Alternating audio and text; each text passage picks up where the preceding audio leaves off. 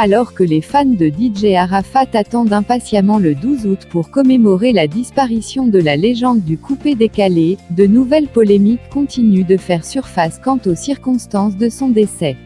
L'un de ses ex-managers, le dénommé Habib Marwan, a décidé de se prononcer à ce sujet, car l'opinion publique s'attache toujours à l'idée d'une disparition surnaturelle de DJ Arafat.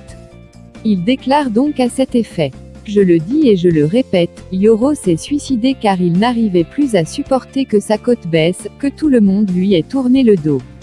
Comment lui, un artiste international, se retrouve à Ivoire Mix TV pour la promo d'un de ses tubes alors que normalement c'est sur Trace qu'il devait se retrouver. Les gens l'avaient fermé de partout, on racontait même qu'il ne gagnait plus de spectacles, Yoro est mort de dépression.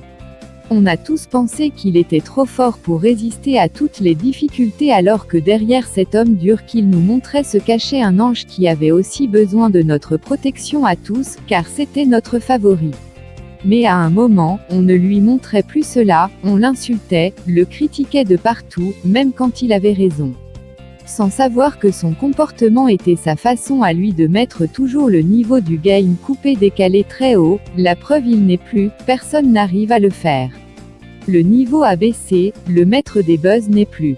À vrai dire, Yoro était une superstar victime de sa venue trop tôt dans un monde dans le milieu showbiz. Trop jeune pour sa trempe, Booba le fait en Europe et ça réussit, pourtant, ses fans l'aiment toujours. Mais nous avons contribué à tuer notre Booba.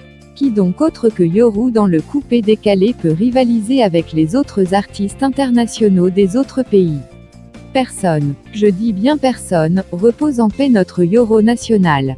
Vivement le 12 août. On constate ici que Habib Marwan, l'ex-manager de DJ Arafat, est contre ces pensées de disparition surnaturelle de son poulain.